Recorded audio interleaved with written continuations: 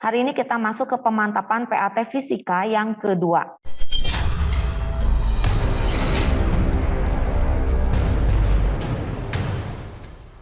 Perhatikan gambar berikut ini. Ini adalah bandul. Jika bandul yang diperlukan berayun dari A ke B, adalah 0,2 second. Maka frekuensi dan periode getaran adalah, ingat, frekuensi adalah jumlah getaran dalam 1 detik. Sedangkan periode adalah waktu yang diperlukan untuk memperoleh 1 kali getaran.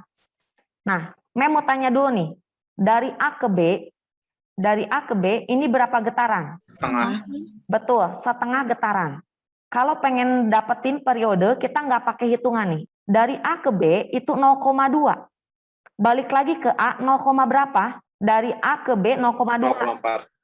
Nah, berarti 2 kali bolak-balik. Berarti A ke B 0,2, B ke A 0,2, tambahin 0,2 tambah 0,2 adalah 0,4 second. Nah, pilihan yang 0,4 second adalah A dan D. Rumus dari frekuensi itu sendiri adalah F sama dengan N per T. N adalah jumlah getaran. Dari A ke B itu 0,5, setengah getaran. Dibagi 0,2. 0,5 dibagi 0,2 hasilnya 2,5. Jadi isinya D. Periode kalau mau pakai hitungan boleh. Pakai caranya rumusnya terbalik dari frekuensi. T sama dengan T kecil per N. 0,2 dibagi 0,5 hasilnya 0,4. Berikutnya sebuah gelombang merambat pada permukaan air laut seperti gambar di bawah ini. Misalnya ada benda, kemudian benda itu di air itu kan naik turun, ya. Kemudian bila gabus tersebut naik turun 10 kali dalam waktu 5 second, maka cepat rambat gelombang tersebut adalah, yang pertama harus kamu ingat adalah rumus dari cepat rambat gelombang adalah rumusnya V sama dengan lambda dikali frekuensi. Ya, V itu cepat rambat gelombang, velocity, lambda itu panjang satu gelombang atau panjang gelombang, F itu frekuensi. Jadi kita cari frekuensinya. Frekuensi adalah N per T. Di sini tertulis naik turun 10 kali. Naik turun 10 kali itu namanya jumlah gelombang. Jadi 10. Dalam waktu 5 detik, berarti time-nya 5 detik. 10 bagi 5, 2 Hz. Frekuensi udah ketahuan, tinggal cari lambda. Kalau cari lambda, lihat ke gambar. Perhatikan. Di sini ada petunjuk. Petunjuknya kamu lihat, petunjuknya 60 cm. 60 cm itu dari gabus yang atas ini, gabus pertama lah ya, ke gabus yang kedua ini. Ya, benda pertama ke benda yang kedua. Berarti melalui 2 puncak. Ya, melalui 2 puncak kayak gini, ya kan? Dari puncak ke puncak itu 1. Ya kan? 1 gelombang. Ini dari puncak ke puncak lagi 1 gelombang. Berarti coba Ibu tanya, berarti 60 cm itu berapa gelombang menempuhnya? 2. 2 kan? 2 gelombang nih. Kalau lambda harus 1 gelombang. Kalau 2 gelombang 60 cm, 1 gelombangnya berapa? 30. 30, betul. Ya. Atau gimana Mem? Itu logika. Kalau pakai rumus gimana? Bisa. Pakai rumus panjang gelombang adalah S per N. S itu adalah space jarak 10 cm dibagi jumlah gelombang yang terbentuk. 60 cm itu melewati 2 puncak. Berarti dia 2 gelombang. Ya, jadi 60 bagi 2, 30 cm. Karena definisi 1 gelombang adalah jarak 1 bukit 1 lembah. Ingat rumusnya adalah ini. Kalau udah ketahuan 2 variabel, ya 2 besaran, tinggal kamu kalikan. Jadi 0,3 meter harus diubah ke dalam satuan SI dikali 2. Jadi hasilnya 0,6 meter per second. Oke, lanjut. Nomor 3. Saat cuaca mendung, seorang anak mendengar bunyi guntur 10 detik setelah kilat. Jika cepat rambat bunyi saat itu di udara 320 meter per second, maka jarak sumber petir dari anak tersebut biasanya kita minta dalam satuan, soalnya minta dalam satuan meter. Ini dalam satuan kilometer, hati-hati. Baca dengan teliti. Ya, jadi S sama dengan V kali T. Rumusnya. V velocity 320 kecepatannya dikali time. Time-nya adalah 10 second, jadi 3.200 meter. Karena diminta dalam kilometer, jadi 3,2 kilometer. Berikutnya nomor 4. Ini masih tentang bunyi. Dari atas kapal, seorang peneliti mendengarkan bunyi ke dasar laut. Gunanya untuk mengukur kedalaman laut. Ya, menggunakan bunyi, kemudian menggunakan alat. Alatnya namanya sonar. Gelombang bunyi ultrasonik. Bunyi ultrasonik itu bunyi yang frekuensinya lebih dari 20.000 Hz. Yang dipantulkan dari kapal diterima kembali oleh penerima di kapal 4 detik kemudian. Setelah dipancarkan diterima lagi 4 detik kemudian. Cepat lambat bunyi di dalam air laut saat itu 1.400 meter per second. Berapakah kedalaman laut? E sama dengan V kali T bagi 2. V-nya velocity 1.400 dikali time-nya 4. Ya, time ini adalah time bolak-balik. Ketika dipancarkan, turun ke bawah, naik lagi 4 second. Dibagi 2. Hasilnya 2.800 meter. Seekor ikan yang berada dalam kolam terlihat lebih dekat dibandingkan dengan keadaan yang sebenarnya. Hal ini disebabkan karena A. Adanya pembiasan cahaya. Sinar yang keluar dari air akan dibiaskan mendekati garis normal. B. Adanya pembiasan cahaya, sinar yang keluar dari air akan dibiaskan menjauhi garis normal. C. Adanya pemantulan cahaya, sinar yang keluar dari air akan menjauhi garis normal. Kamu bisa mengeliminasi C dan D. Ini kan berkaitan dengan pembiasan, nggak mungkin pemantulan ya. Ya, jadi isinya antara A dan B. Coba open mic. Apa jawabannya? Ini garis normal. Kamu lihat yang sudut R, ini sudut I, sudut N-nya lebih besar atau lebih kecil? Yang ini nih, lihat. Betul. Sudut R lebih lebar, artinya sudutnya lebih besar. Artinya apa? Lebih menjauhi garis normal. Nah, ini ya. Ini kalau misalnya kita tarik garis lurus, harusnya kayak gini kan, kalau nggak ada pembiasan di sini kan sudutnya. Tapi karena ada pembiasan, menjauhi garis normal. Lebih jauh. Ya kan? Sudutnya lebih besar berarti menjauhi garis normal. Ya, isinya B. Ingat, pembiasan bukan pemantulan. Ketika kita melihat dasar kolam, cahaya dasar kolam menuju ke mata kita. Akan tetapi berkas cahaya tersebut tidak langsung menuju ke mata kita. Ketika melewati permukaan air akan dibelokkan. Akan dibelokkan itu akan dibiaskan, menjauhi garis normal. Nah, soal ini berhubungan dengan hukum 2 Snellius ya. Sinar datang dari medium yang kurang rapat, masuk ke medium yang lebih rapat akan mendekati garis normal. Sinar datang dari medium yang lebih rapat, masuk ke medium yang kurang rapat akan dibiaskan menjauhi garis normal. Misalnya ini air. Air lebih rapat kan?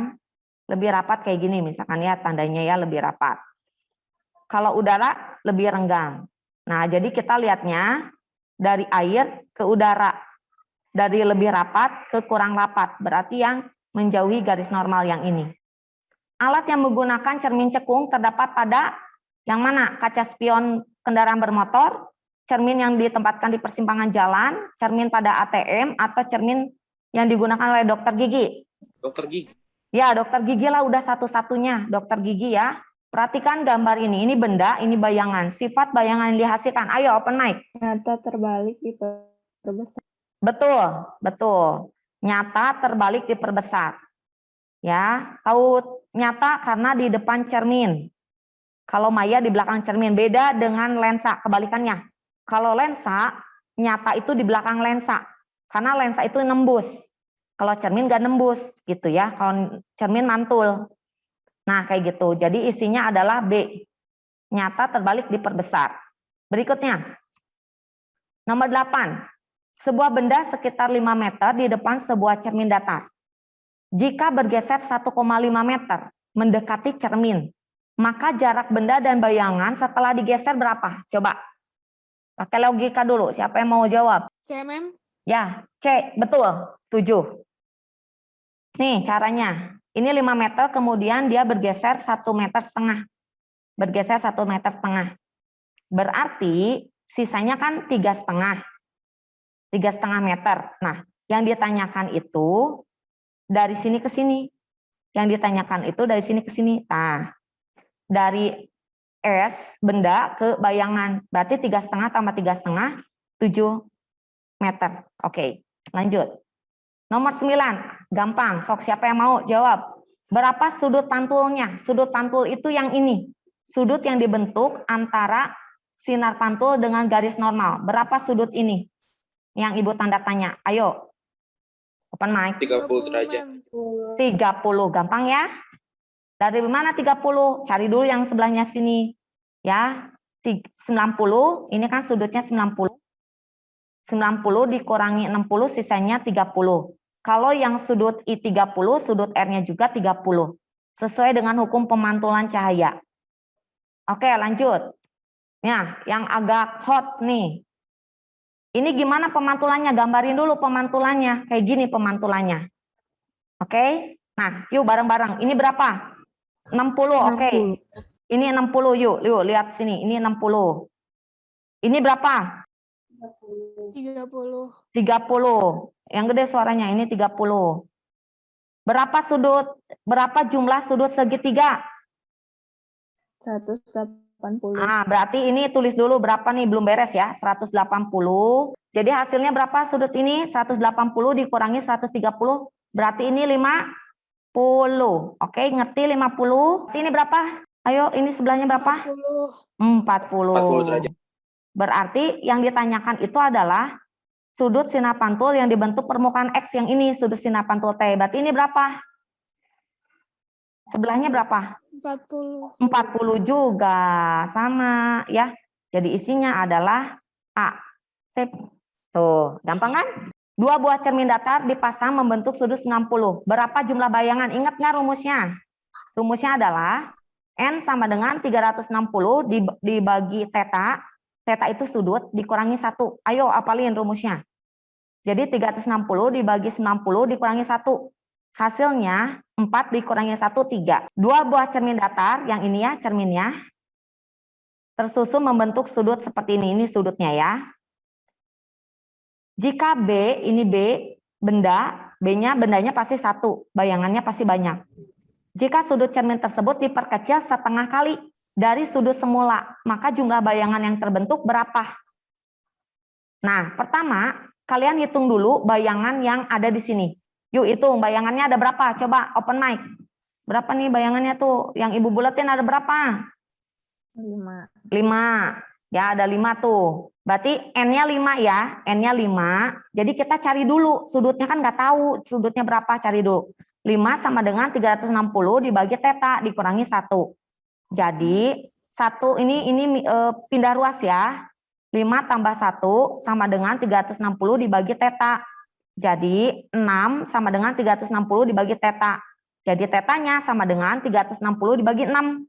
60 derajat. Nah, karena ini soal HOTS yang perlu mikir, cermin tersebut diperkecil setengah kali. Jadi berapa setengahnya dari 60? 30. Oke, 30. Gampang ya. Setengahnya dari 60, 30. Terus berapa N-nya sekarang? Hitung lagi 2 kali. Ya, jadi 360 dibagi 30 kurangi 1. 12 dikurangi 1 hasilnya 11. Gampang kan? Benda setinggi 4 cm berada di depan cermin cekung. Berjari-jari 12 cm. Ibu mau tanya, kalau jari-jari cermin 12 fokusnya berapa? 6. 6, betul. Jadi 12 dibagi 2. Hasilnya berapa? 6. Jadi 1 per SI sama dengan 1 per F dikurangi 1 per SO. 1 per 6 dikurang 1 per 8. 8 itu nih, jarak benda. Nah, SO, jarak benda 8. Samakan penyebutnya. Jadi SI-nya 24 cm. Jangan lupa dibalik. Ya, jadi 24 bagi 1. Artinya kalau SI-nya positif, artinya nyata dan terbalik. Berikutnya M. M itu perbesaran, magnified. Perbesarannya itu harga mutlak SI per SO. SI-nya 24 cm dibagi 8 cm. 24 itu dapat dari hasil hitungan yang ini. Jadi 24 bagi 8 3 kali. Masih ingat? Kalau M lebih dari 3 artinya diperbesar. Yang ditanya tinggi, HI sama dengan M dikali HO. Jadi M-nya itu adalah 3 dikali HO. Jadi 3 kali 4, 12. Jadi hasilnya adalah D, 24 dan 12. Sebuah benda tingginya 5 cm diletakkan 15 cm di depan lensa cembung, ingat ya, yang berjarak 12 cm. Maka bayangan yang terbentuk adalah 1 per SI sama dengan 1 per F dikurangi 1 per SO. F-nya itu 12 positif ya. Jadi di sininya 1 per 12. Dikurangi 1 per 15. 15 itu adalah objek yang ini. Sama kan penyebutnya, 12 sama 15, 60. Jadi 1 per 60, jangan lupa dibalik. Ya, karena yang ditanya SI. SI sama dengan 60 bagi 1, 60 cm. Belum beres ya. Ini dapetin sifatnya nyata terbalik. Baru tahu nyata terbalik. Jadi kamu bisa ada 3 pilihan. Antara B, C, D. Oh, masih banyak ya pilihannya. Cari lagi. M. M sama dengan harga mutlak SI per SO. Jadi SI-nya itu 60 cm dibagi 15 cm. Nah, kamu bisa coret ya. Jadi 60 bagi 15 4 kali. 4 kali itu lebih dari 1.